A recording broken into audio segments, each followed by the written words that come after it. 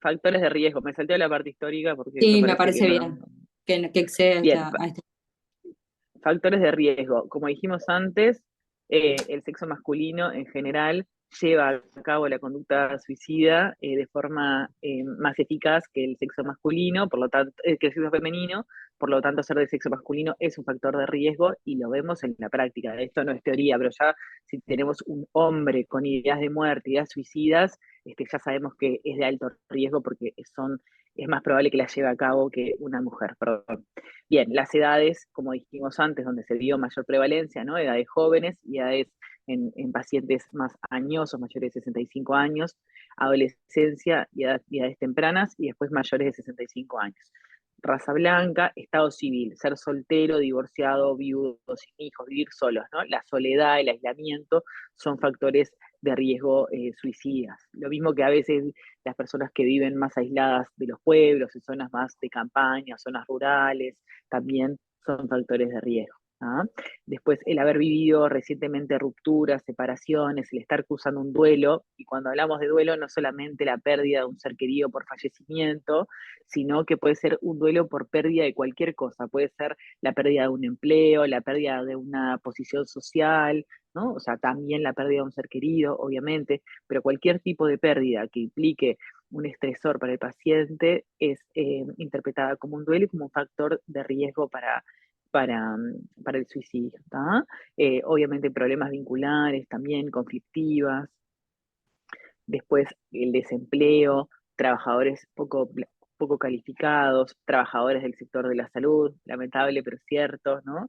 Son factores de riesgo porque son estresores también y bueno, aumentan el riesgo de la conducta suicida. Después, lo que se vio es que el tener una religión es un factor protector de alguna forma, por ende, el carecer el ser ateo, el carecer de una religión que en realidad no tiene que ver con alguna religión en particular, sino como un factor protector, de apoyo, de contención que puede tener la persona. Cuando no lo tiene, bueno, es un factor que sería de riesgo, pero es por ese motivo. Lo que decíamos Claro, uno antes ahí después, mm, se piensa como en dos aspectos, ¿no? De la religión, que es como la pertenencia a un espacio, a una red de contención, y bueno, mm, y en la fe también, ¿no? En el aspecto más, también, eh, obvio, tal cual. que bueno, que muchas veces Este, esperanza, la esperanza de que algo mejor va a venir, eso de estos pacientes los ayuda, los puede llegar a aliviar. Ahora vamos a hablar un poco de la desesperanza. exacto. Bien, después el aislamiento social, como mencionamos, la falta de redes de apoyo, de contención, ahí siempre hay que preguntar, ¿no? ¿Cómo es la familia? ¿Cómo es el entorno social del paciente? ¿Quiénes son los referentes? Y bueno, la estigmatización también como concepto amplio también es un factor de riesgo, ¿no? El ser estigmatizado por cualquiera sea el motivo, también es un factor de riesgo porque puede llevar a una conducta de suicida por desesperanza, de alguna forma también. Después, bueno, las personas migrantes también, obviamente por tratarse de una situación estresante, por tratarse de, en general, personas que no tienen tanto apoyo, ¿no? Personas que de alguna forma apuestan a un cambio por distintos motivos, entonces ante ciertos obstáculos es muy difícil poder seguir adelante o poder sobreponerse, entonces bueno, la migración también es un factor de riesgo. Eh, el mal medio socioeconómico también es un factor de riesgo, así como también el cambiar de un estado social, como decía antes, que también tiene que ver con el medio socioeconómico de la persona. Un cambio para abajo, obviamente, es un factor de riesgo eh, que lo vemos, ¿no? Los pacientes que, no sé, de repente fallan en algún negocio y bueno, habían apostado mucho dinero a eso y lo pierden. Bueno, ese tipo de estresores son estresores que aumentan mucho el riesgo suicida. Después, el escaso acceso a los servicios de salud, ¿no? Como lugar en donde pueden conseguir ayuda, también es un factor de riesgo. Y el tener acceso a medios letales, por ejemplo, no sé, alguien que trabaja como policía tiene acceso a arma de fuego, es un método letal, probablemente si tenga una idea suicida, aumenta el riesgo que pueda tener un arma a mano, por ejemplo, cualquiera sea la profesión o el ambiente, a veces en el campo, en zonas rurales tienen acceso a métodos más letales y eso también aumenta el riesgo, o incluso dentro de la medicina también. eh, Hay que tenerlo en cuenta. Bien. Martí, ¿vas a decir algo? No. No. Iba a decir eso de la Bien, medicina, pero lo dijiste. bárbaro. Después, en cuanto a los antecedentes de los pacientes, como vimos antes, ¿no? Cómo se asocia esta conducta a los trastornos mentales, por ende, siempre hay que indagarlo. Lo mismo, trastorno por consumo de sustancias y el antecedente de tener un intento de autoeliminación previo como principal factor de riesgo para la conducta suicida. Lo volvemos a repetir.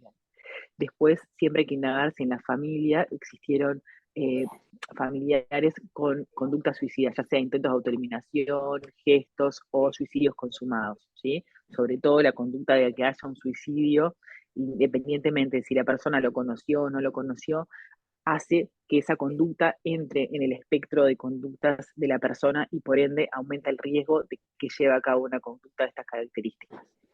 En cuanto a los antecedentes médicos no psiquiátricos, patologías crónicas, el dolor crónico, el padecer enfermedades terminales, también de alguna forma, ¿no? Esto que este sufrimiento que es sostenido y que se repite y que hace que sea muy difícil el mirar para adelante, también puede favorecer el que aparezcan ideas de muerte y por ende esta conducta y el tener antecedentes, ¿no? En cuanto a la historia de vida, de tener, haber sufrido abuso sexual, violencia doméstica, el haber estado expuesto a catástrofes como inundaciones, o en nuestro país básicamente, ¿no? No hay mucho más que eso, pero estas tres cosas, sobre todo el abuso sexual, la violencia, lo vemos muy a menudo en la clínica y es muy importante también indagarlo.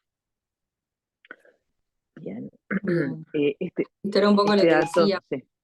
¿no? De los factores de riesgo, que pensar siempre en una patología psiquiátrica asociada, ¿no? Más del 90% de los pacientes que consuman el suicidio tenían una patología psiquiátrica asociada. La más frecuente de los trastornos del estado de ánimo, lo que dijimos hace un ratito, ¿no? Trastorno depresivo mayor y trastorno bipolar. Ustedes vienen de esas dos clases, ¿no? Esos dos grandes grupos de trastornos del estado de ánimo. Luego el trastorno por Sobre consumo de sustancias. todo, ¿Sí? sobre todo el episodio depresivo, dentro de lo que es el trastorno depresivo mayor y el trastorno bipolar, el episodio depresivo es el que más se asocia a la conducta suicida, ¿no? Exacto. Después, bueno, el trastorno por consumo de sustancias, después el consumo problemático de sustancias, con todas las sustancias, ¿no? De abuso. Lo que está un poco descrito también es que el alcohol aumenta el riesgo de la conducta suicida cuando hay o cuando no hay una dependencia de las sustancias. Es decir, cuando hay un consumo problemático de alcohol, por más que no haya una dependencia, ¿no? Por cómo actúa el alcohol en nuestro cerebro también, que hace que nos desinhibamos un poco, bueno, eso lo que está visto es que aumenta el riesgo de la conducta suicida, ¿sí? Pero bueno, después todo el resto de las sustancias, acá las de mayor prevalencia, la marihuana, la pasta base y la cocaína, ¿no? Como grandes, nada, las principales acá en nuestro país, con las que más nos contactamos, en puerta de emergencia y también en policlínica, ¿no? Después los trastornos de la personalidad, ¿sí? La psicosis crónicas y psicosis aguda, fundamentalmente la esquizofrenia como psicosis crónica, y los trastornos de ansiedad, que también presentan un aumento de la tasa de suicidios y intentos de autoeliminación comparados con la población general. ¿Sí? Bárbaro. Bien. Después, como un poco ya les hablaba Cecilia, también están aquí, por eso es importante ir a indagar para poder un poco pensar al paciente y entender en dónde se enmarca su conducta en las patologías médicas no psiquiátricas, ¿no? Lo que son las enfermedades crónicas, las terminales, pero también las no terminales.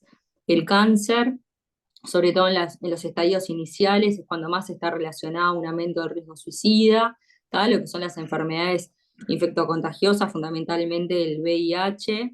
De nuevo, también se ha visto que estos pacientes tienen un riesgo aumentado en el contexto del diagnóstico, ¿no? En los primeros tiempos, pero bueno, igual lo tienen aumentado durante todo el curso de su enfermedad. Patologías crónicas, como puede ser una enfermedad renal crónica, el tener que estar en una diálisis, ¿no? De forma crónica, el lupus como enfermedad autoinmune, pero bueno, todas aquellas enfermedades que cursen con un dolor crónico, pensar que también eso determina un aumento de riesgo suicida. La epilepsia está visto que es que conlleva un gran aumento de riesgo suicida. Los pacientes con epilepsia tienen una impulsividad aumentada en comparación con la población general y tienen un particular riesgo suicida, ¿sí? Bueno, ACV y también todas aquellas enfermedades más neurológicas que determinen una discapacidad, ¿no? Acá lo dice, el suicidio está relacionado con el dolor, con el sufrimiento, con la cronicidad, el aislamiento, el mal pronóstico de las patologías y con la discapacidad. No leo lo último que dice ahí. Que hay unos fármacos que pueden aumentar la ideación suicida y el riesgo del trastorno del ánimo. Sí, Este, en realidad creo que acá, bueno, nada, mencionar los antidepresivos, que si bien obviamente que los utilizamos en pacientes que tienen episodios depresivos que pueden tener ideación suicida, siempre al inicio está descrito que pueden aumentar la ideación, por lo que hay que estar atentos, ¿no? Y que los pacientes estén cuidados, supervisados, también que la medicación la maneje un tercero, ¿no? Me parece que se relaciona un poco con esto. sí. Bien, y después, bueno, los factores de protección. No todo es negativo, que tiene que ver un poco con esto, ¿no? La fortaleza yoica, que se refiere, ¿no? A lo que es la autoestima, las habilidades que tiene la persona para poder ir afrontando los obstáculos que van apareciendo, ¿no? En el día a día, ¿no? Para manejo del estrés, para resolución de problemas, lo que decíamos del entorno, ¿no? Que tengan redes de apoyo, que sean familias continentes, amistades, que pertenezcan a una comunidad, ¿no? En contraposición a lo que era esto del aislamiento, el vivir en zonas donde no son tan pobladas, cuando, lo mismo el acceso a la salud, el estar bien tratado de otras patologías, porque si bien las patologías crónicas y dolorosas aumentan el riesgo suicida, en realidad si están bien tratadas y le ayudamos al paciente a sobrellevarlas, este riesgo va a disminuir en tanto que la calidad de vida de la persona va a mejorar. Bien, y después, bueno, la psicobiología, Marty, no sé si Bueno, un querías poquito agregar esto, también. ¿no? Porque me parece Sí, que sí, este espacio excede, pero me parece que hablo cuestiones importantes, bueno, la psicobiología en sí que busca una correlación entre las conductas y la cognición de un paciente y cómo eso se vincula con fenómenos neurobiológicos, ¿no? Tanto de conectividad y neuroquímicos, bioquímicos que se pueden ver en el cerebro asociados a esas conductas y a esa forma de pensamiento del paciente. ¿Está? Pensar en la naturaleza multigénica del fenómeno suicida. Nosotros no encontramos un gen, no podemos hacer un estudio genético del paciente que nos pueda predecir el riesgo suicida. En general se vincula, hay un componente genético hereditario, ¿sí? Que lo que se ha visto es que lo que se hereda es el riesgo del comportamiento, de un comportamiento suicida, más allá de la patología de base, es decir, más allá de que podamos hacer una línea, ¿no? En cuanto a los antecedentes familiares psiquiátricos de ese paciente, de las patologías psiquiátricas que tenían sus familiares directos, el hecho de que alguno de sus familiares directos tenga un antecedente de intento de suicidio o de suicidio, más allá de que compartan o no la misma patología psiquiátrica, ya ese hecho de por sí le confiere un riesgo suicida al paciente, ¿sí? Bueno, se habla mucho de la epigenética, ¿no? Que es la modificación en la expresión de los genes a partir del entorno, en la crianza de ese individuo, ¿no? Y que los cambios epigenéticos sí son hereditarios, no son hereditarios, pero sí luego son heredables, es decir, esas modificaciones en la expresión de los genes luego van a ser transmitidas a las nuevas generaciones, ¿sí? Bueno, esto que decíamos, que la historia familiar de suicidio es parcialmente independiente de la historia familiar de los trastornos psiquiátricos. Siempre nos tiene que prender una luz roja muy grande cuando hay un antecedente de intento de autoeliminación o de suicidio en la familia.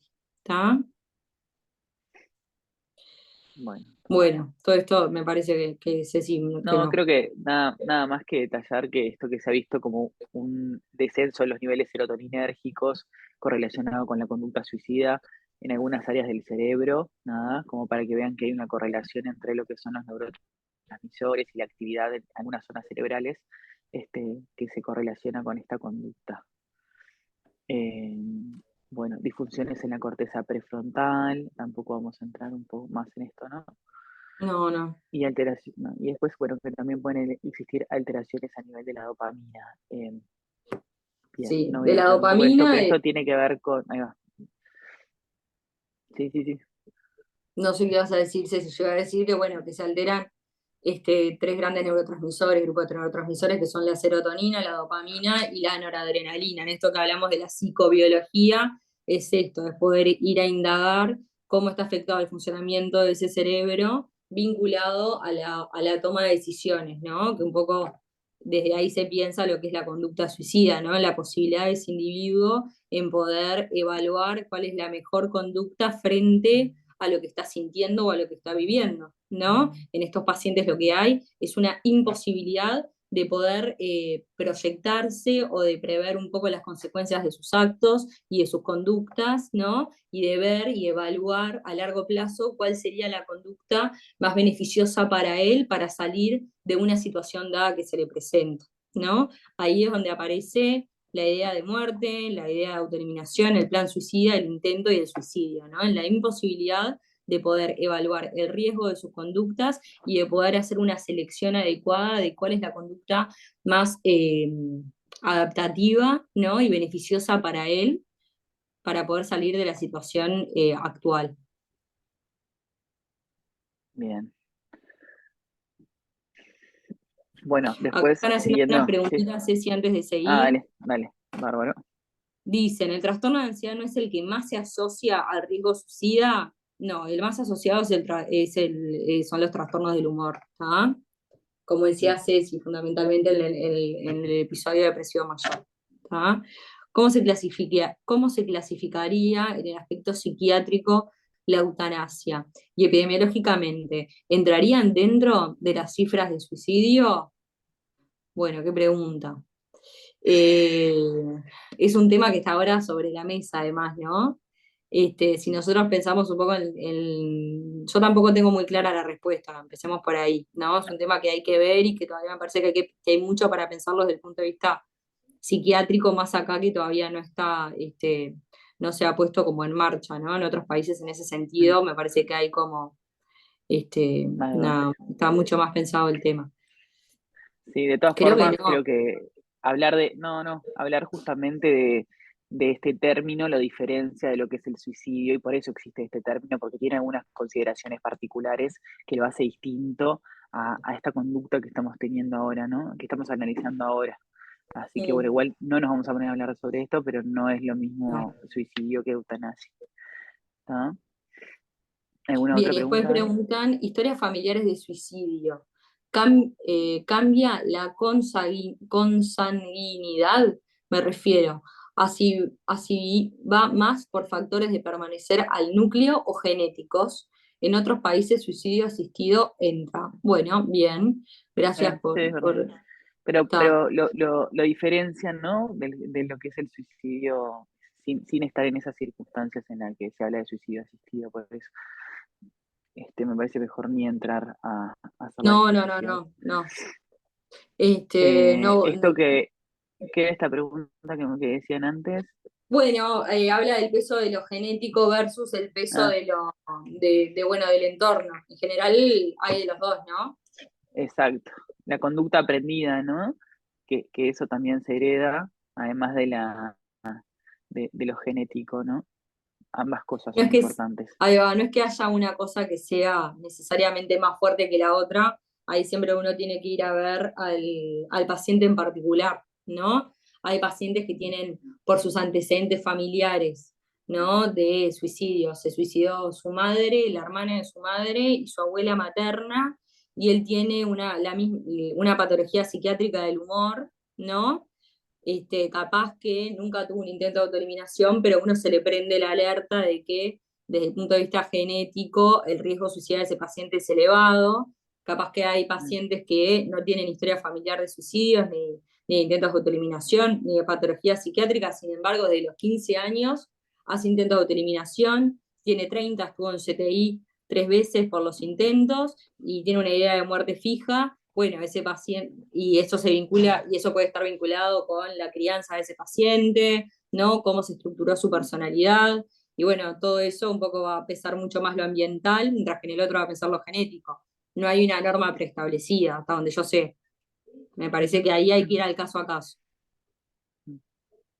Perfecto. Y por eso también a veces en el entorno, no necesariamente la familia, existe un intento de autoeliminación grave o algún suicidio consumado y también oficia de factor de riesgo para la persona porque es en el entorno, ¿no? Así que hay que valorar caso a caso tal cual. Bien. Después, en cuanto a la evaluación del riesgo también, más detalles, es, bueno, siempre hacer una entrevista minuciosa, sentarse, indagar detalladamente, ¿no? Estas características que hablamos de los pacientes, desde la ficha patronímica, todos los antecedentes y cuál es la vivencia por la que está transitando la persona, entrevistas con terceros, valorar exactamente el riesgo y no quedarnos con titulares, sino ser incisivos en esto, porque se trata de una conducta de alto riesgo.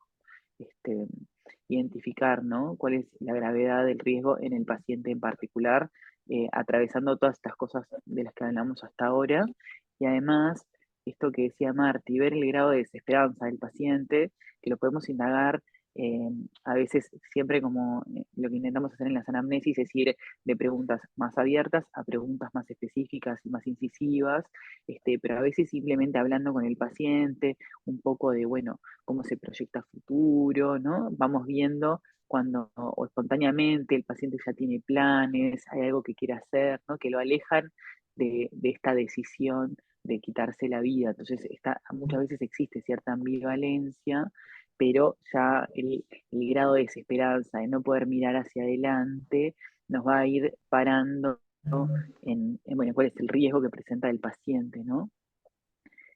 Obviamente también si existe una idea de muerte que está persistente, que existe, ¿no? Que no es flexible, cuanto más determinación hay respecto a esto, mayor es el riesgo y la potencialidad de que la persona se suicide, ¿no?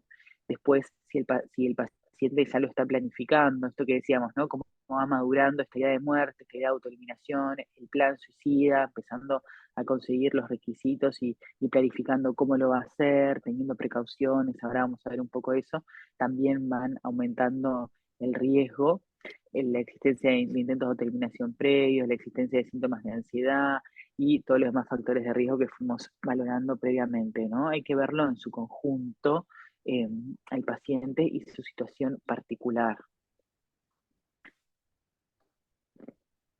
Después, entender y tener en consideración que todos los intentos de autoeliminación son conductas graves. No importa cuál haya sido el daño final que haya conseguido el paciente con la conducta autolesiva que haya tenido. O sea, no importa si se tomó 5 comprimidos de diazepam o si se tomó 40. Si la intención del paciente era de quitarse la vida, la conducta es una conducta grave, ¿no? Es un intento de autoeliminación y a veces para los médicos, ¿no? Que trabajamos de alguna forma en prevenir la muerte, de curar al paciente, de disminuir el sufrimiento de la persona, que un paciente intente atentar contra su vida, nos deja un poco en cortocircuito y genera cosas en nosotros y hay que estar muy atentos a lo que genera en nosotros porque eso puede afectar la forma en que vamos a abordar al paciente y es muy importante que nos pensemos en ese lugar, que intentemos escuchar al paciente, habilitarlo para que se exprese, no tener una actitud crítica, eh, poder empatizar con la situación que está viviendo, no culpabilizar al paciente. Muchas veces las ideas de muerte o los intentos de autoeliminación vienen acompañados de mucha culpa, entonces tenemos que, de alguna forma, tener una actitud más de contención del paciente y poder entenderlo para poder, que el paciente también esté permeable a recibir una ayuda y a poder salir adelante, ¿sí? Así que, bueno, no intentar disuadir al paciente, ¿no? De decirle, bueno, en realidad no te quieres matar, ¿no? Porque lo que tomaste, sabes que era solo para que te duermas, o sea, eso no existe, eso claramente no es correcto hacerlo, ¿sí? Y tampoco el hecho de ver muchos intentos de autoeliminación le va a quitar la gravedad de la persona que lo hace. O sea, no podemos acostumbrarnos y naturalizar este tipo de conductas por la cantidad que vemos en puerta de emergencia, porque les va a pasar un montón de esto, y no dejan de ser graves y tenemos que actuar en consecuencia, ¿sí? Este detalle acá que también menciona es que, bueno, los factores de riesgo para el intento de autoeliminación son lo mismo que los factores de riesgo para la conducta suicida, para el suicidio, ¿sí? Este, y la diferencia en la conducta radica en esto, que las mujeres hacen más frecuentemente intentos de autoeliminación y los hombres en general, al utilizar métodos que son más letales y más violentos, son más efectivos a la hora de conseguir el suicidio, ¿sí? No sé si de esto querías comentar algo, Martín. No, como capaz que pensar siempre que llegan estos pacientes a puerta, que la gravedad un poco está dada porque el paciente en ese momento no pudo pensar otra cosa, ¿no? Y eso le da, me parece, la gravedad, la imposibilidad de ese No, paciente de pensar en otra opción. no tiene los recursos necesarios para poder a veces afrontar una situación estresante, a veces es sobrellevar una depresión, o sea, pueden ser distintas cosas, pero lo que habla es eso, de que el paciente no tiene herramientas suficientes como para poder afrontar la situación que está viviendo de otra manera. Entonces, bueno, tenemos que ayudarlo a eso. Acá justo hacen Bien. una pregunta vinculada a esto, ¿no? Dicen, si la persona que hace el intento de terminación es médico y sabe que con pocos comprimidos de benzodiazepinas no se va a matar, ¿se minimiza el riesgo? No, No, en realidad de hecho lo puedes no se hablar con la minimiza. persona, ¿no? Tú que entendés, ¿no? Que con esta medicación, ¿qué entendías que te iba a suceder? O sea, lo podemos confrontar al paciente y también de alguna forma esclarecer cuál es la situación. Y realmente si la intención era de una intención suicida, no importa, la vamos Claro, a porque ayudar. además Igual es una también conducta grave. es una conducta grave, porque capaz que se toma 10 comprimidos de clonazepam y y el tipo sabe que con 10 comprimidos de clonazepam seguramente no se muera, pero capaz que esa conducta de por sí lo expone a un montón de otros riesgos, ¿no? Por ejemplo, aspirarse. Mm, Se duerme, tomó alcohol también, vomita, se aspira, ¿no? Está solo en la casa, es decir, las consecuencias no solo directas de tomar los comprimidos, sino las indirectas en el sentido no tan, porque no es tanto por los comprimidos de por sí que se tomó, sino por la exposición de riesgo que tuvo, ¿no? mm, En este tal caso cual. también Mm, eso, y el paciente no puede pensar nada de eso cuando hace el intento de autoeliminación o cuando se toma los comprimidos o lo que sea, y eso es lo que le da la gravedad. No hubo otro recurso en su mente, no hubo otra forma. Bien. ¿Hay alguna Una otra consulta, pregunta? sí, hay que establecer la intencionalidad, dice Ana Clara, está bien. Una consulta, si la persona refiere que solo quería dormir, que es una respuesta frecuente en puerta de emergencia, ¿se toma como intento de autoeliminación? Esta pregunta está buena y se vincula con esto de poder o no establecer la intencionalidad, que a veces no es tan fácil, ¿no? Mm. Y Yo además creo que a que veces los sí. pacientes modifican el discurso o la idea que tienen de la conducta que realizaron en el momento que la realizan y a las horas, cuando no pasó nada, en el sentido de que no tuvieron un daño que les provocó la muerte, ¿no? Es como que, bueno, no, tienden un poco más a minimizar la gravedad de lo que hicieron y a relativizar un poco la intencionalidad, pero por eso tenemos que entender cómo es el paciente, quién es el paciente, y esta conducta, en qué contexto la hizo, para poder dilucidar la intencionalidad en general. Los pacientes que hacen un intento de autoeliminación y después dicen, no, yo en realidad lo que me quería era dormir, evadir el problema, lo interpretamos igual, corregime Marti, ¿no? Como una Ujú. conducta de autoeliminación. Sí, sí, sí. Es decir, los que determinan si fue si fue una conducta suicida o no, en última instancia vamos a ser nosotros los psiquiatras, no el paciente, y por esto mismo, ¿no? Por todas estas estrategias o herramientas en ese momento que el paciente digo, lleva a cabo en puerta de emergencia muchas veces, como intentar minimizar, salirse de ahí, evitar una internación, ¿no? Tomo 10 Ujú. comprimidos, bueno, pero yo solo quería dormir, está, pero con 2 comprimidos también, te dormís y lo sabés, esta es tu medicación para dormir, digo, hay algo ahí que excede a la conducta, ¿no? Por algo están ahí Ujú. también y terminan en puerta de emergencia. Capaz que exacto. responde más adelante, pero cuando realizan una interconsulta en puerta de emergencia por un intento de eliminación, ¿cuál es el criterio que utilizan para determinar si el paciente ingresa o no a un centro psiquiátrico o manejo ambulatorio? Bueno, esta pregunta en verdad es como sumamente compleja, ¿no? Mm, Porque en verdad acá sí que el caso a caso se vuelve más relevante que nunca. ujú, ¿No? Porque exacto, hay que evaluar el riesgo suicida que implica un montón de aspectos del paciente, psicológicos, biológicos y sociales, diría yo. exacto. Y hay que abordar ¿Está? cada área, ¿no? Lo que sí es importante es que si hay un intento de autoeliminación, el paciente debe ser valorado por psiquiatras, porque justamente al tener implicancias tan específicas a la hora de la conducta que vamos a tomar, es importante que lo vea el especialista, Bien. ¿no? Después, pero no se tomaría más como una conducta para suicida, luego de indagar que no haya idea de muerte. Bueno, si el paciente Por lo de viene, dormirse, por lo claro, de yo quería dormirme. Lo que pasa es que en el momento en que toman la medicación, en general, la intencionalidad suicida está. En el quería dormirme, la persona te dice, no, quería dormirme. Y bueno, ¿qué hiciste? Bueno, me tomé 1, 2, 3, 4, 5, 6, 10 comprimidos de clonazepam. O sea, el paciente abrió el blister y fue sacando uno, dos, y el otro, y el otro, y el otro. Entonces, si tú querés dormirte, vas, te tomas la medicación, esperas a que haga efecto y te dormís.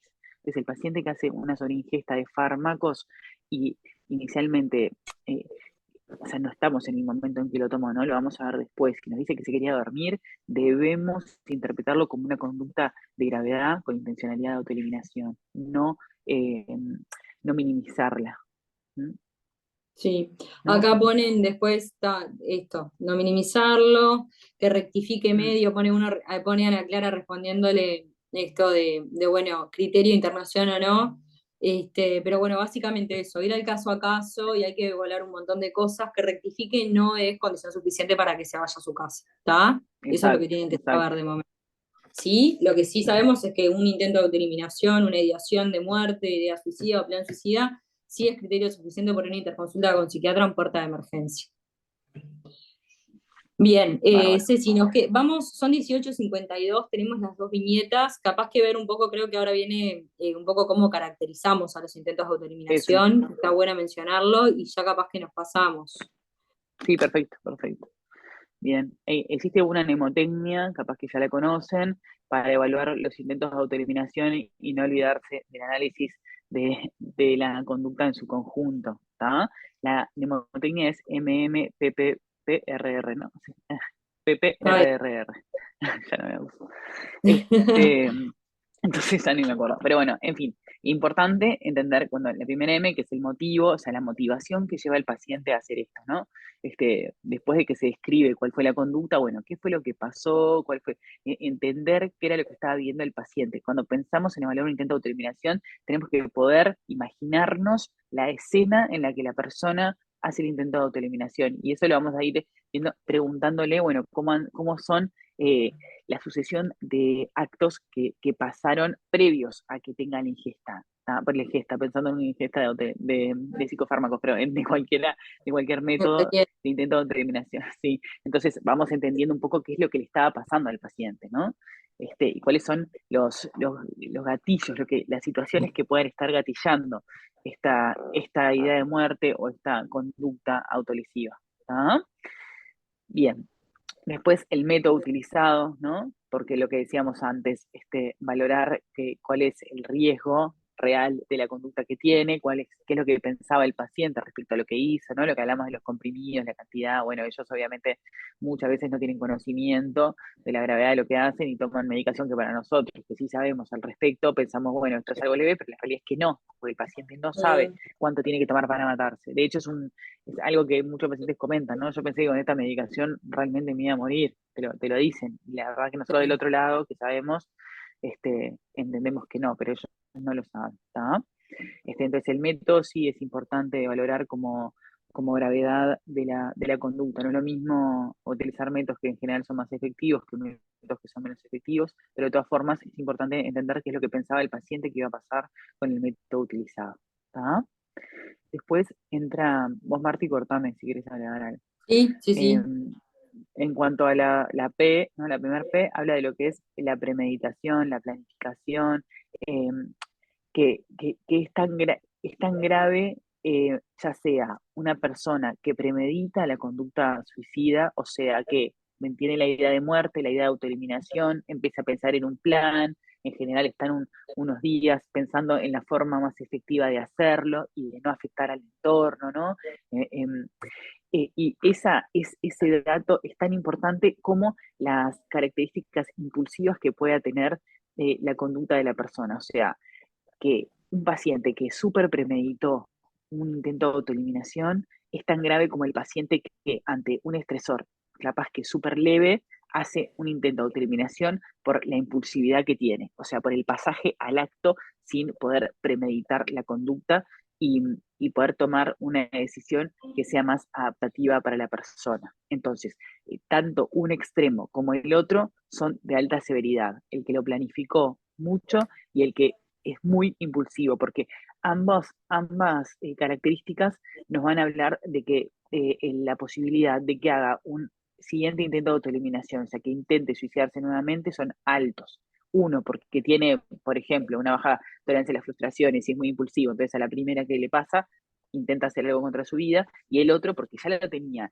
tan decidido que probablemente el riesgo suicida siga existiendo y tengamos que protegerlo de que no lo realice. ¿Sí? ¿Se entiende esto? No.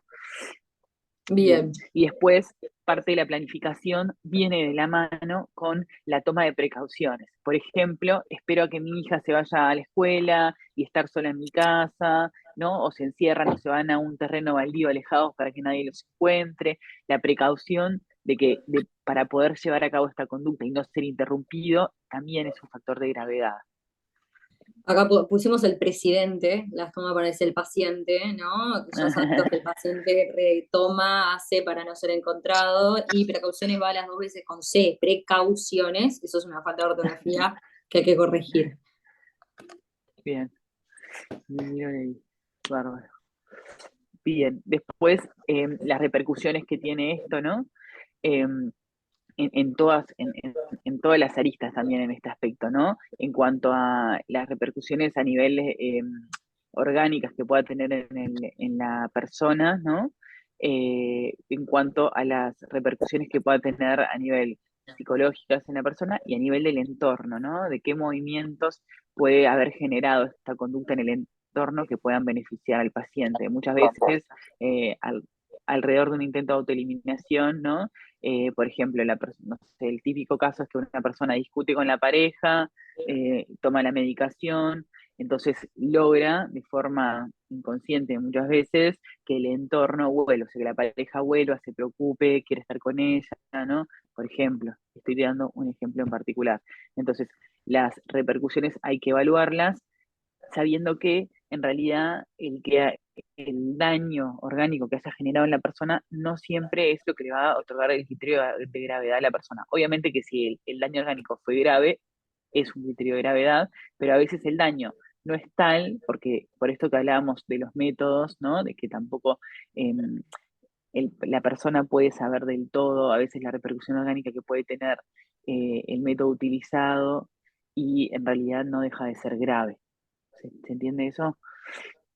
Bien, y después otro factor de gran gravedad en los pacientes es que esta conducta sea reiterada, ¿no? Por ejemplo, un día toma medicación, por ejemplo, se toma 30 comprimidos de clonazepam, después se seda o vomita o se despierta y sigue con vida, entonces utiliza otro método más grave y así van en lo que se llama la escalada suicida, que obviamente son pacientes graves, donde el riesgo suicida es muy grave, y que probablemente requieran de una internación para poder parar con esta conducta y poder abordarlos.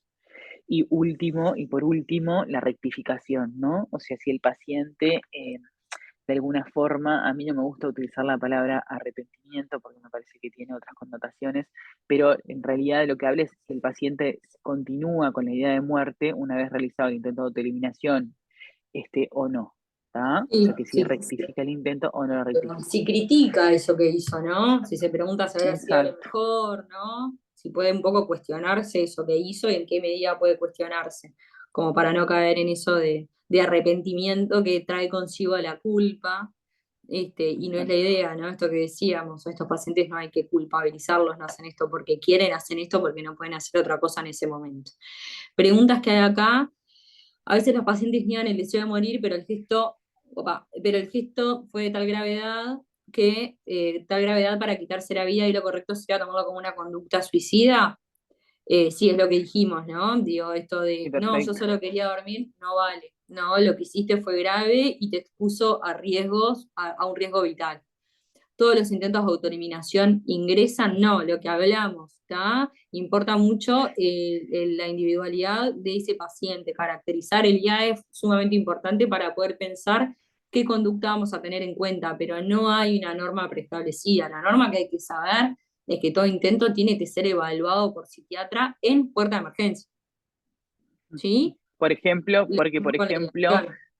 muchos pacientes, esto de la movilización del entorno y los beneficios que pueden obtener con este tipo de conductas a veces implican que cada vez que hacen un intento de autoeliminación se los internan y esto genera mucho movimiento a nivel de las familias, por ejemplo, ¿no? Entonces, realmente hay que ver, bueno, cuál es el móvil en este paciente. ¿Es la repercusión que está generando en el entorno o realmente es ir atrás de una idea de muerte y de autoeliminación que está establecida, ¿no? Entonces, estos matices que muchas veces no son fáciles de, de discriminar van a tener una implicancia en cuanto si voy a decidir que el paciente ingresa o no ingresa. Por ejemplo, como para dar un ejemplo, a veces ingresar a los pacientes cada vez que hacen un intento de suicidio, lo que está haciendo de alguna forma es reforzando la conducta de que lo vuelvan a hacer.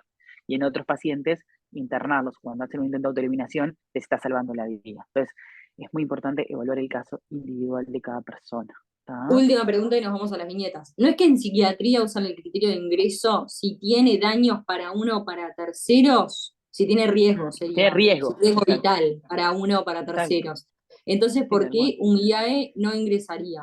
Y bueno, una cosa es el riesgo vital retrospectivo y otra cosa es el prospectivo, ¿no? Es decir, pensamos que ese Exacto. paciente a futuro, con esa conducta que tuvo, continúa teniendo un riesgo, una conducta suicida inminente o no, ¿no? Riesgo vital inminente o no.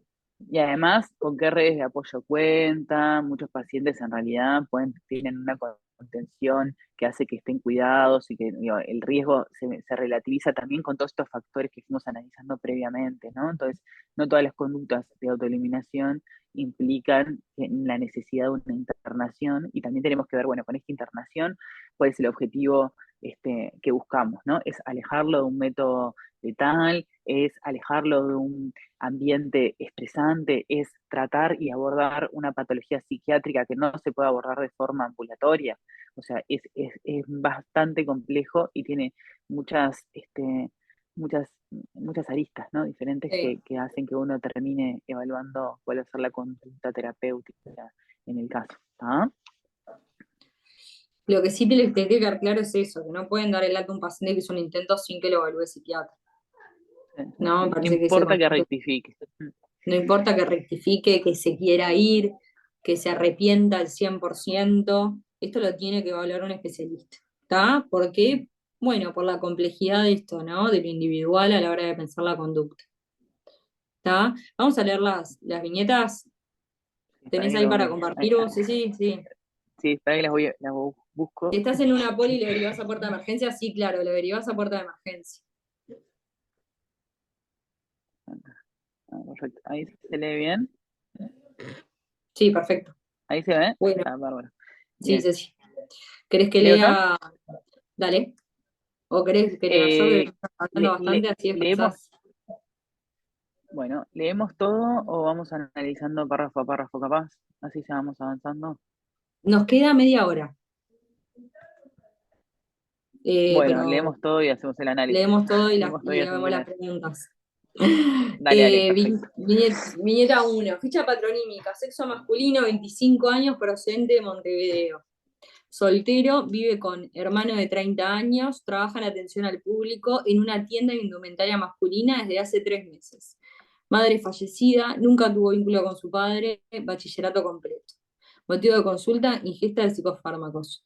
Antecedentes personales médicos niega, antecedentes personales psiquiátricos, consulta con psiquiatra de emergencia a los 17 años por lesiones autoinfligidas superficiales, no recuerda qué medicación le indicaron y no cumplió con el tratamiento.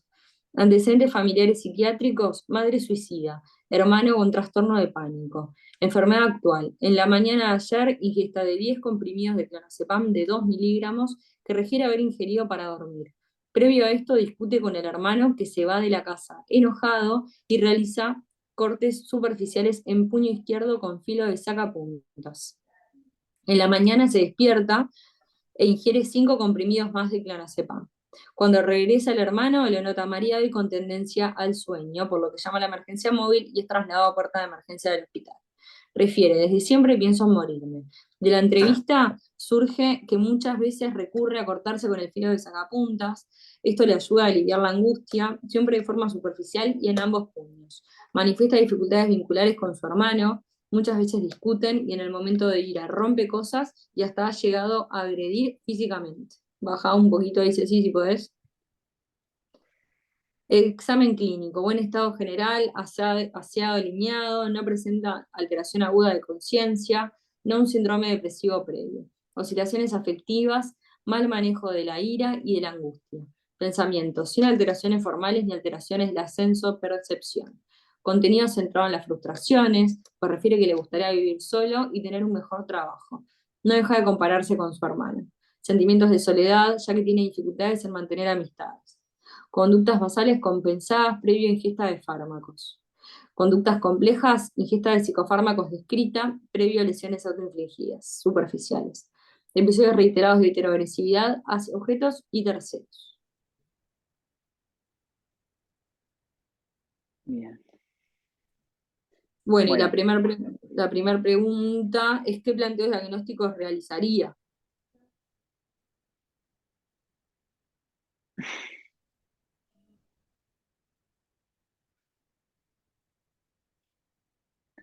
¿hay Bueno, alguna actividad en el chat ahí?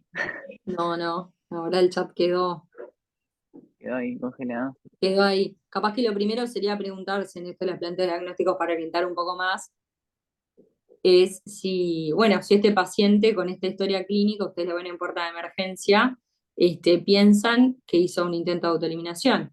Ahí va, ahí alguien pone un intento de autoeliminación. Ujú, Bien. Acá un poco esto que veníamos hablando justo, ¿no? No sé si alguien pone ujú, trastorno de la personalidad quizás, tiene baja tolerancia a la frustración ujú, de larga data con episodios de heteroagresividad. ujú. Está bien, Bueno, es un plan. van orientados, bien. Bárbaro, bien. Lesiones autoinfligidas, pone el mismo que pone intento de autoeliminación. Eh, las lesiones autoinfligidas, no sé si lo hablamos, sí, yo no lo mencioné, pero la diferencia entre lo que es una lesión autoinfligida superficial, con el objetivo de mitigar la angustia o malestar, de lo que es una conducta No lo suicida. hablamos, ahí va, no lo hablamos, pero lo interesante de esta viñeta es un poco hacer la distinción, ¿no? En que hay Bien. algunas personas que tienen dificultades en regularse emocionalmente, que son Trastorno de comportamiento, impulsivas sí.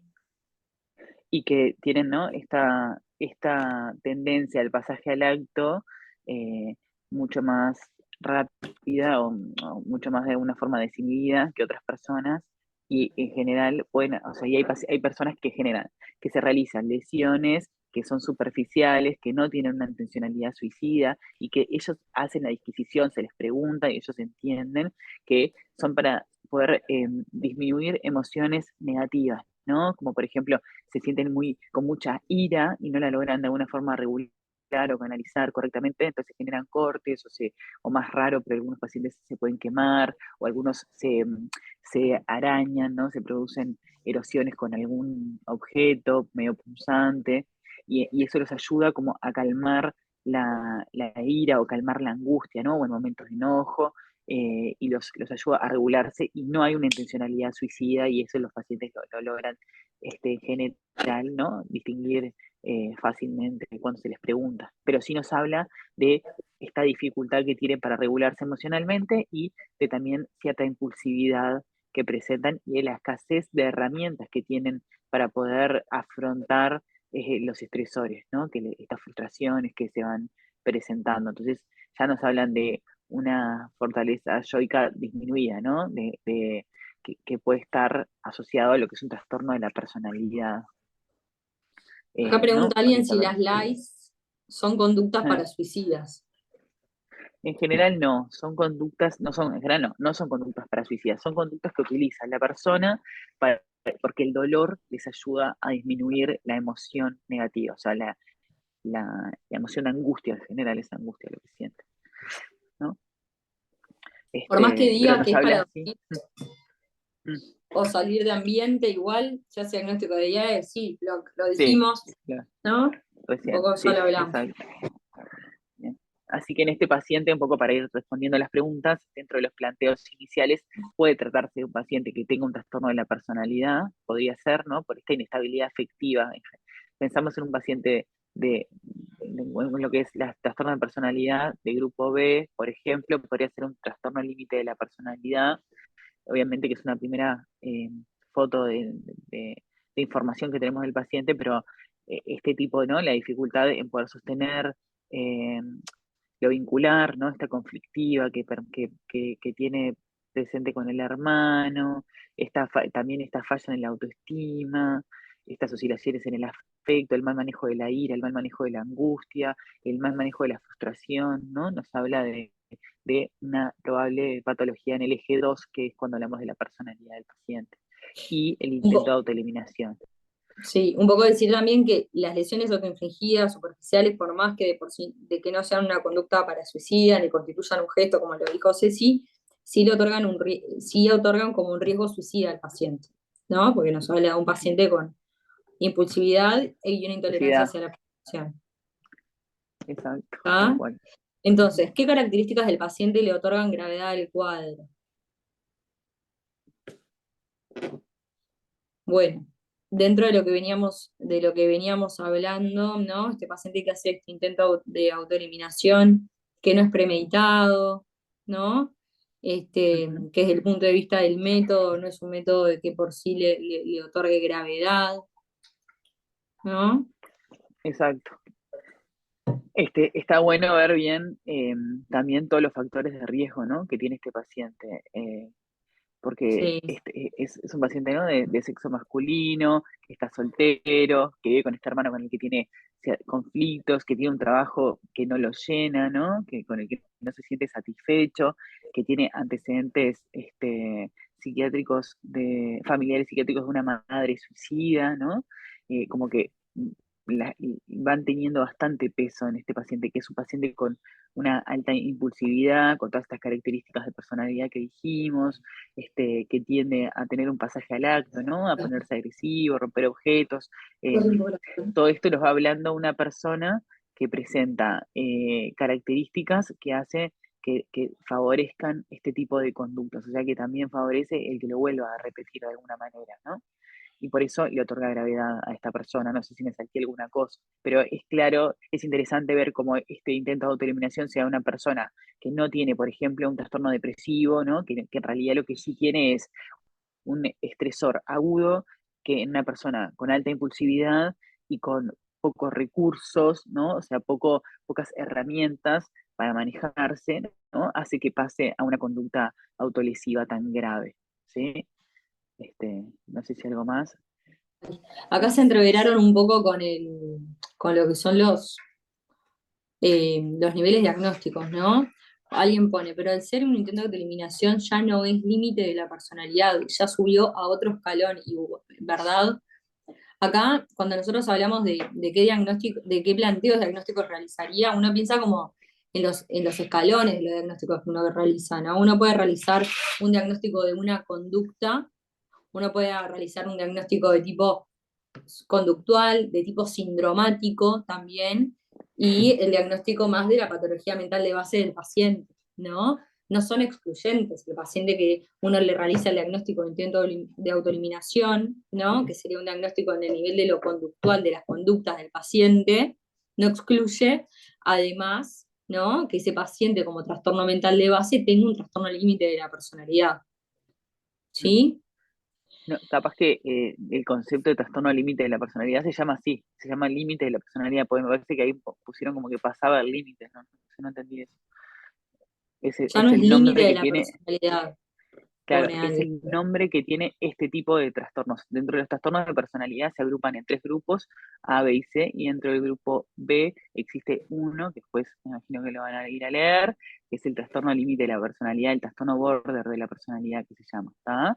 Y que estos pacientes se caracterizan por ser más impulsivos, por tener baja tolerancia a las frustraciones, por ser muy inestables a nivel emocional, en esto de que están bien rápidamente o ante cualquier estímulo del entorno o interno pueden estar mal, ¿no? Estar angustiados, no sostienen vínculos, en general tampoco sostienen trabajos mucho tiempo, como que les cuesta un poco por ese lado, lo vincular, lo emocional, el desempeñarse de forma adaptativa, ¿tá? Lo conductual, eso es el trastorno límite de la personalidad que podría ser un planteo diagnóstico en este paciente. Bien. Y Bueno, después, ¿qué quedó claro conducta entonces, realizaría en ¿no? Ya lo... emergencia? La conducta en realidad, obviamente, como dijimos antes, todo intento de autoeliminación debe ser valorado por psiquiatra. Entonces, en este caso, este paciente, obviamente que primero atender el daño orgánico que pueda tener esta ingesta de psicofármacos, llamar al CIAT, ver qué, qué seguimiento hay que hacerle, mantenerlo en observación, si hay que hacerle un seguimiento electrocardiográfico, mantenerlo monitorizado, etcétera, etcétera. ¿Ah? Y después, cuando el paciente esté eh, digamos, lúcido, y lúcido no significa solo que hable, sino que se le pueda analizar todo esto que estuvimos hablando sobre el intento de autoeliminación, que es lo que hay que preguntar en una correcta anamnesis. O sea, cuando el paciente sea valorable en todos estos aspectos, ahí hacer la interconsulta con el psiquiatra para que pueda, de alguna forma, determinar cuál va a ser la conducta terapéutica. ¿Está? Bueno, Bien. Pregunta, viñeta 2, ¿querés que la lea yo? dale. Bien, ficha patronímica, se trata de un paciente de 70 años, procedente de Paysandú, ¿no? Del interior, que vive en Montevideo hace 15 años, realiza trabajos informales como albañil, presenta ciclo básico completo, está divorciado hace 20 años y no tiene hijos. En cuanto a los antecedentes médicos, está tabaquista con un índice Paquier de 40, presenta una neoplasia de vejiga que requirió un tratamiento con quimioterapia y radioterapia y actualmente está en remisión con controles anuales.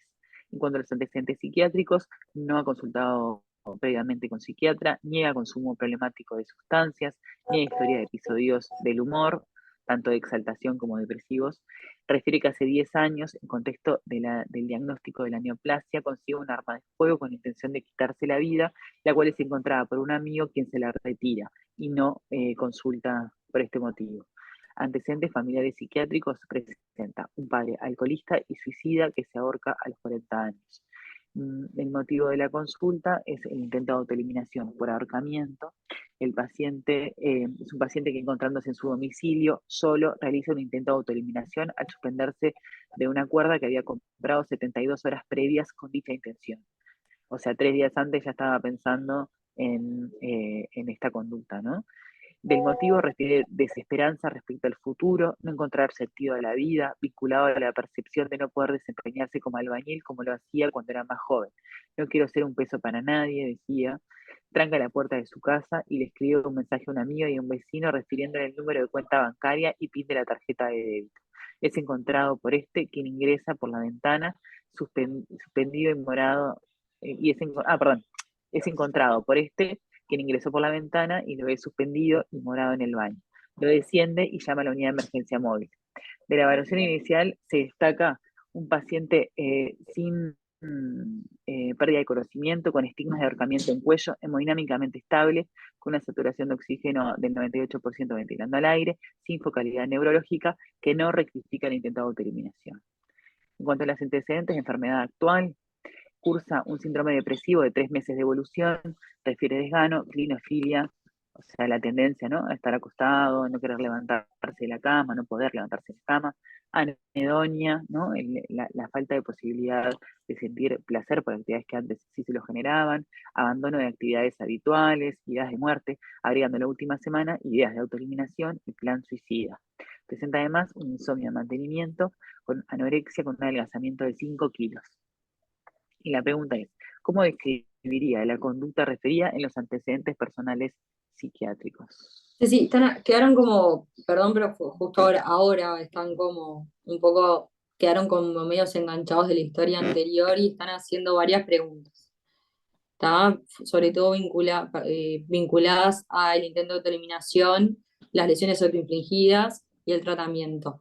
No decidimos nosotras con Cecilia no hablar ahora del tratamiento, yo les respondí esto, Ceci, ahora a ellos, porque no hay un tratamiento específico para el intento de autoeliminación. Se piensa en el contexto de ese intento de autoeliminación, la patología psiquiátrica asociada, si está descompensada o no, si hay una problemática social, qué estrategias psicológicas puede haber para ese paciente, ¿no? Y en función de eso se establece el tratamiento.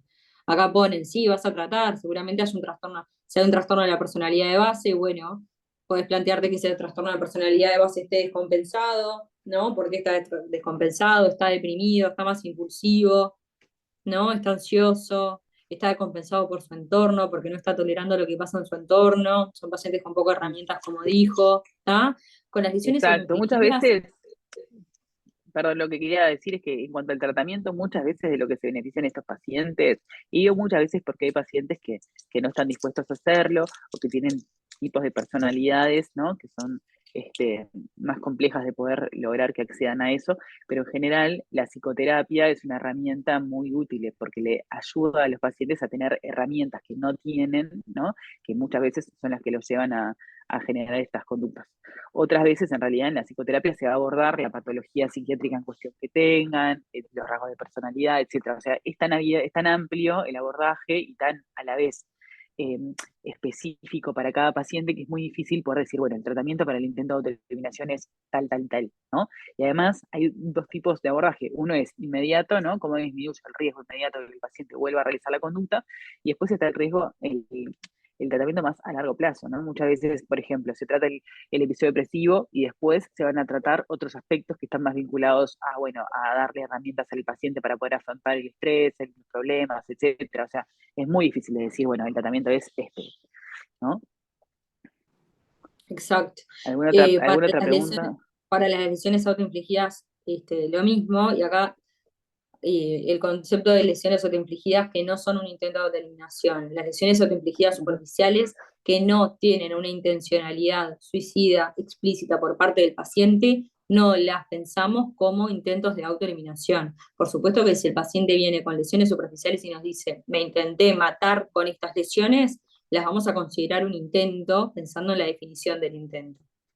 Si el paciente nos puede decir que esas lesiones fueron para bajar la angustia, la bronca que tenía, y nos niega también de forma explícita la intención suicida, yo no me quería matar, pero tenía una bronca terrible y no sabía cómo sacármela, tenía mucho dolor y no sabía cómo liberarlo y por eso me corté, eso no es un intento de autoeliminación, ¿está? ¿Por qué? Porque el paciente nos está dando una explicación de esa lesión y no es como no, yo quería dormir. Acá nos está diciendo explícitamente, yo no me quería matar, necesitaba bajar el malestar que tenía.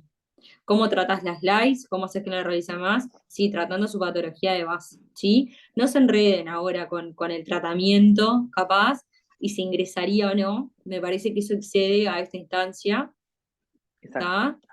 ¿está? Son cuestiones que son a veces son dificultosas de determinar hasta para el especialista, no pretendemos que ustedes la sepan ahora, ¿está? Ahora. Bárbaro. Entonces, un poco ahora sí, dicho esto, vamos a las preguntas de la segunda viñeta. Bien, y lo primero que dice, ¿no? Es como, cómo describiría la conducta analizada en los antecedentes psiquiátricos, que en realidad lo que habla es que hace 10 años, cuando le diagnostican la neoplasia, ¿no? Consiguió un arma de fuego con la intención de quitarse la vida, y esta es encontrada por un amigo que se la retira, ¿no? O sea, el paciente tenía una idea de autoeliminación con un plan suicida establecido, es una conducta que el paciente premedita de alguna forma, y cuando la va a realizar, un amigo lo encuentra y le retira el arma, por lo que interrumpe esta conducta. Bien, acá No ponen sé si alguien algunos, respondió comentan, correctamente. sí, justo sí, sí. Chicos, intenten hacer preguntas vinculadas como a lo que vamos leyendo, porque si no es como muy difícil ir en dos tiempos, ¿está? De última, si cuando terminemos la clase nos queda tiempo, vamos a responder preguntas que hayan quedado en la cabeza de cada uno, ¿está? ¿Alguien pone gesto Pero bueno, suicida? Sí, bien, es un gesto gesto suicida, suicida, perfecto. está O sea, bien. estaba la intención de muerte, lo interrumpen, no, no se hace nada. ¿Ah? O sea, eso es un gesto suicida. Perfecto. Voy avanzando porque si no nos da el tiempo. ¿Qué Sí, conducta tomaría en la puerta de emergencia, ¿no? En este paciente que tuvo un intento de autoeliminación por ahorcamiento. Primariamente, acá nos eh, responde de- alguien, sí, te digo, nos ponen permanecer supervisado, evaluación médica completa, llamo a psiquiatra. perfecto. Bien, está muy Perfecto. bien. Está perfecto, está perfecto. En general, estos pacientes se benefician de tener un acompañante a permanencia, siempre que el acompañante sea alguien continente y no la persona con la que se peleó y quiso realizar el día en consecuencia, ¿tá? Tienen que estar acompañados de alguien que los contenga de alguna forma. Y en general, que estén a la vista del personal de salud para que no se vayan de la emergencia sin tener una terapéutica apropiada, ¿no? Y para que no reiteren el intento de autoeliminación en la puerta de emergencia, por ejemplo, ¿no? Así que perfecto, que estén supervisados y analizar cuál puede ser la implicancia que tuvo a nivel orgánico esta conducta, ¿no? El intento de ahorcamiento, ver si existe un estigma de ahorcamiento, en general le hacen un ecodoppler de los vasos del cuello, van descartando que no haya una lesión secundaria al ahorcamiento, ¿está? Eh, bien, esa es la conducta inicial. Y cuando todo esto ya está de alguna forma establecido, ya se sabe que el paciente lo que llaman no está de alta médica, como ponen, bueno, ahí o ya está valorado en realidad, decir que está de alta médica no es lo correcto, ahí pedir una valoración con psiquiatra, perfecto, ¿no? Exacto. Alguien dice, no entiendo por qué su justo suicida en un intento de eliminación. Lo que hizo ahora es un intento de autoeliminación. Lo que decíamos en la pregunta anterior, de esto que hizo de que fue, compró el arma, fue a su casa, tenía planificado quitarse la vida, pero el amigo lo detiene porque le encuentra el arma, está toda la intencionalidad de quitarse la vida, no lo lleva a cabo. Eso es lo que diferencia el gesto suicida del intento de autoeliminación. Que por X motivo, sea el que sea, no lo lleva a cabo. Exacto. ¿Está? O lo encuentran, o se arrepiente, o alguien lo agarra, lo que sea, ¿no? Exacto. Bárbaro. Sí, sí. No. ¿No? Bueno, después, describe y caracterice la conducta que motivó la consulta. Cuando decimos describe y caracterice, nos referimos a esto último que vimos, del MMPP-RRR, que sirve como para un poco ordenarnos a la hora de pensar en el intento de eliminación del paciente. ¿Sí? Lo primero que dijimos fue el motivo, ¿no? ¿Qué dirían del motivo? Acá lo ingresamos nosotros mismos, debe indicarlo el psiquiatra sí o sí. Es el psiquiatra que indica la internación psiquiátrica, no el médico general. ¿Está? Debe valorarlo psiquiatra. Y Lo es que él sí el que va a indican es determinar. que exacto, lo que se indica es que persiste en observación, por ejemplo, hasta que sea valorado por psiquiatra, ¿no? O que lo Bien. trasladan a una valoración con psiquiatra. Entonces, si pensamos en el motivo, el paciente es bastante claro, ¿no? Refiere a estarse sin, posicionamos un poco acá. No No quiero ser encontrar una sentido carga en su para vida, nadie.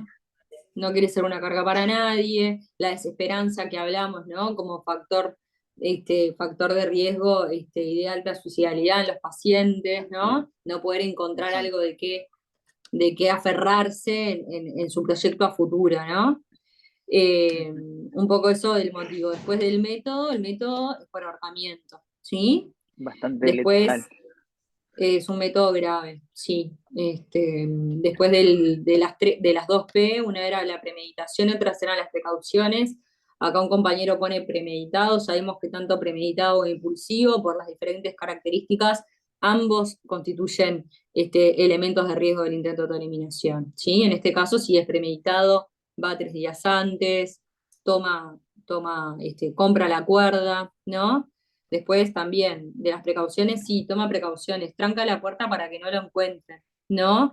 Y además, no solo pensando también tanto en la premeditación, en otro elemento de la premeditación, cuando los pacientes se encargan de dejar una carta, ¿no? Mm. De mandar mensajes con datos tan específicos como mandó este paciente, ¿no? Con su cuenta bancaria, con el PIN de su tarjeta, habla de que él armó, está como proyectando cómo se va a seguir en la vida sin él también, ¿no? Se está despidiendo y eso también es otro elemento de gravedad en tanto a la premeditación, ¿sí?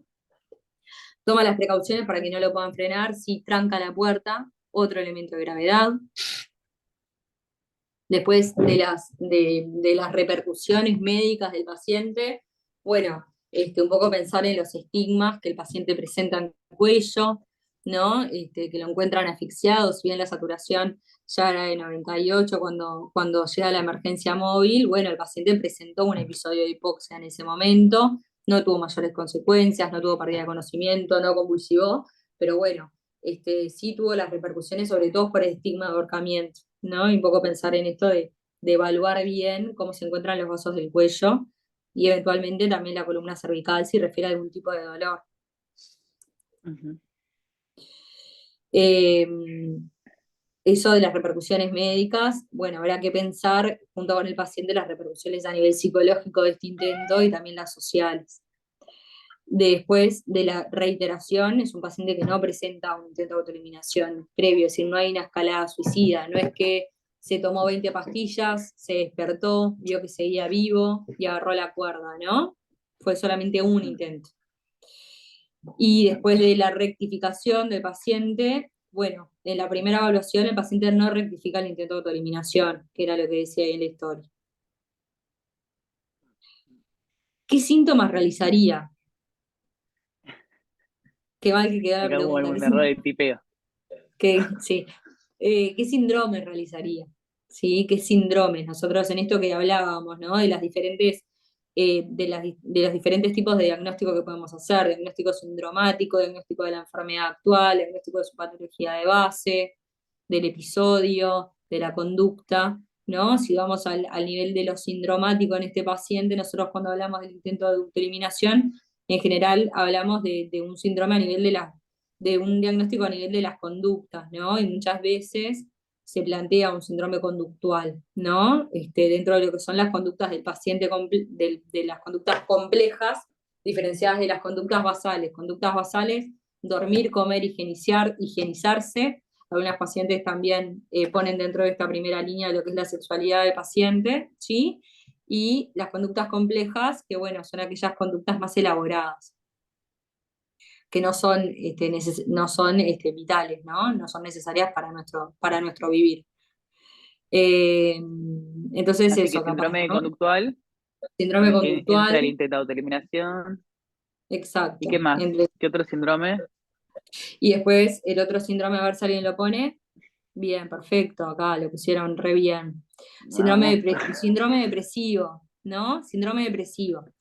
¿Tá? Y ahí ya ponen a Perfecto, episodio depresivo mayor grave en curso. Es un síndrome depresivo si perfecto. estamos en el nivel diagnóstico sindromático. Después, si vamos a nivel diagnóstico del episodio, el paciente está cursando un episodio depresivo mayor grave en curso. ¿Sí? Son Perfecto. distintos niveles diagnósticos, acuérdense de eso. Una cosa es el diagnóstico sindromático y otro es el diagnóstico del episodio o la patología mental de base. ¿Sí? Ujú. Con síntomas de melancolía, pone alguien acá. No sé Bueno. qué síntoma, no sé, creo que no. No Mm, configura los criterios diagnósticos para síntomas melancólicos. ¿Está? Pero Bien, es un episodio depresivo mayor grave. grave, eso sí, seguro. ¿Está? ¿Qué factores de riesgo suicida identifica? Un poco ya los vimos. Sí, ya voy. Eh, Exacto. Factores de riesgo suicida en este paciente, ¿no? Paciente añoso, ¿no? En cuanto a los grupos etarios, vimos que en las franjas etarias de mayor riesgo, donde más se dan los intentos, los suicidios, era la franja etaria de los peri 30 años, y después una segunda franja etaria peri 70, digamos, peri 60-70, tercera edad, ¿está? Antecedentes de neoplasia, Divorciado, sin hijos, ¿no? el gesto suicida previo, muy bien, ese es un antecedente muy Vamos. importante en este paciente, el antecedente familiar de suicidio, ¿no? Perfecto. Divorciado, sin hijos. Bueno, Bueno, bárbaro. A ver, ahora el algunas aislamiento preguntas, a ver cómo. social, vive solo, ¿no? Hay un Perfecto, amigo vecino perfecto. al lado, pero ese también es otro elemento a tener en cuenta. Bueno, ¿no sería un episodio Bueno, bien. depresivo mayor en un trastorno depresivo mayor? Sí, en principio sí. Exacto, Desconocemos si este exacto. paciente tuvo o no manías, no lo pusimos en la historia, así que no Pero sé si estamos en en condiciones principio, de caer. En principio sería esto, sí, un episodio depresivo mayor en un trastorno depresivo mayor. Bueno, bien. Bueno, para terminar, ¿alguna preguntita rápida que surja ahí o ya liquidamos un poco por el tiempo? Estamos ya sí, pasados. No está poniendo nadie más nada.